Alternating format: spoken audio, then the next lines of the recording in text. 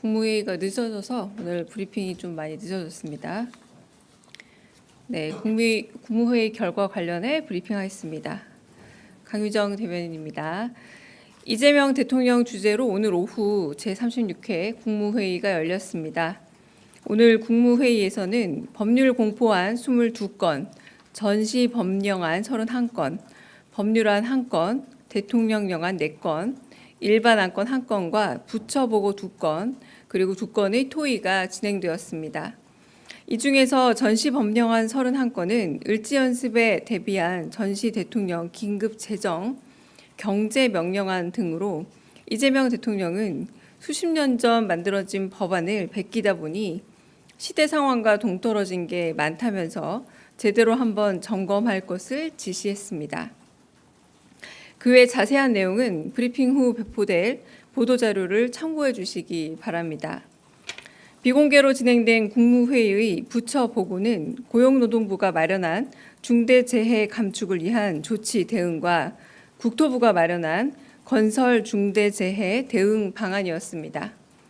먼저 중대재해 감축을 위한 조치 대응에 대해 이 대통령은 대형 건설사들이 중대재해 처벌법으로 처벌받은 사례가 단 한 건도 없다면서 기업들이 안전비용을 꼭 확보할 수 있게 과징금 제도 도입을 검토하라고 지시하면서 원청의 책임을 강화하는 내용이 꼭 들어가야 한다 강조했습니다. 건설 중대재해 대응 방안을 보고받은 이 대통령은 반복적인 산업재해를 원천적으로 막으려면 정말 강한 제재가 필요하다면서 입찰 자격 제한을 영구 박탈하는 방안과 금융 제재, 그리고 안전관리가 미비한 사업장을 신고할 경우 파격적인 포상금을 지급하는 방안도 검토하라고 언급했습니다. 이어 상설특별위원회와 같은 전담 조직을 만들어 상시적인 감시와 관리 그리고 연구를 지시하면서 고용노동부 장관을 향해 직을 걸 각오를 해달라 거듭 강조했습니다. 한편 중소기업의 기술 탈취 근절 방안에 대해 보고를 받고 아예 기술을 훔칠 생각이 들지 않을 정도로 기술 탈취에 대해 엄벌을 해야 한다면서 그 방안을 고안할 것을 주문했습니다. 또한 국방부와 소방청, 산림청이 합동으로 진행하고 있는 산불 예방 대책에 대해 꼼꼼히 따져 물은 후 국방부 헬기를 활용해 산불을 조기 진압하는 시스템을 반드시 구축해 내년 봄 산불을 철저히 예방하라 강조했습니다. 이상입니다. 혹시 질문 있으실까요? 네. 한국일보 이성택입니다. 네. 저기 그 산재 말고 그 네. 대통령께서 그 모두 발언에서 북한에 저기 대화 제안하신 게 있었는데 그 관련해서 비공개에서 추가로 좀 언급이 나온 것이나 아니면 관련 부처 보고가 있었는지 궁금하고요. 또 이제 그런 게 없었다고 하더라도 생중계 모두 발언에서 북한의 대화를 제안하게 되신 배경에 대해서 가능하면 좀 부연 설명을 해주시면 감사하겠습니다. 네, 이번에 그 말씀의 계기는 대북 확성기 철거 때문이라고 보입니다. 대남 확성기 철거 때문이라 보입니다. 저희가 먼저 대북 확성기를 철거한 이후에 대남 확성기가 철거된 것을 두고 이제 호혜적 관계로의 전환이 될 것으로 희망한다라는 말씀을 주신 것으로 보이고요. 이것이 상호 신뢰가 회복이 되면서 앞으로는 이 상호 신뢰 회복을 기반으로 한 그래도 상호 평화로운 호혜적 관계가 되기를 희망한다라는 말씀의 계기로 보시면 될 듯하고요.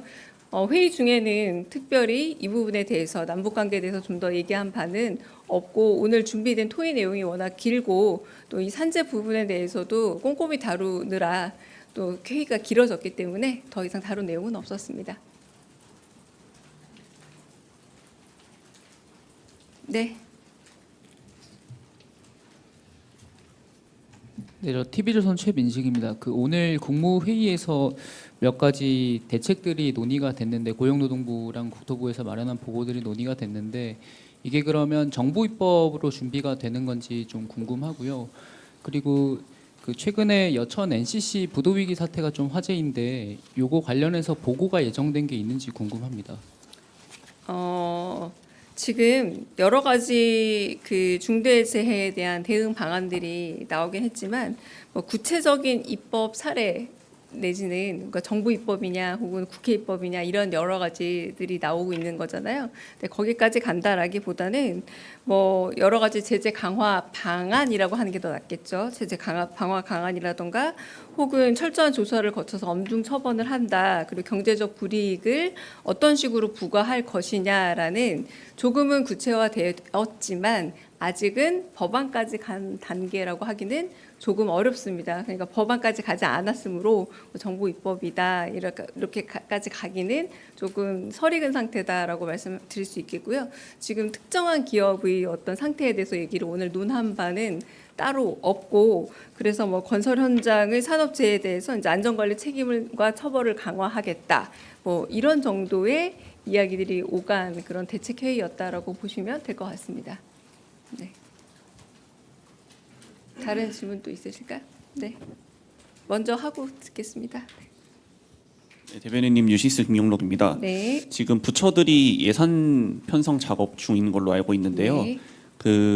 원래는 기획재정부가 예산 편성 지침을 내려서 그에 따라 부처들이 예산을 편성하게 되는데 지금 공식적으로 나와 있는 예산 편성 지침은 올해 3월에 윤석열 정부에서 발표된 지침인 걸로 알고 있어서요. 이재명 정부에서 새로 예산 편성 지침을 마련하거나 공식적인 지침이 없더라도 비공식적으로 어떤 이재명 정부의 예산 편성 지침 기조가 있다면 좀 설명을 부탁드리겠습니다.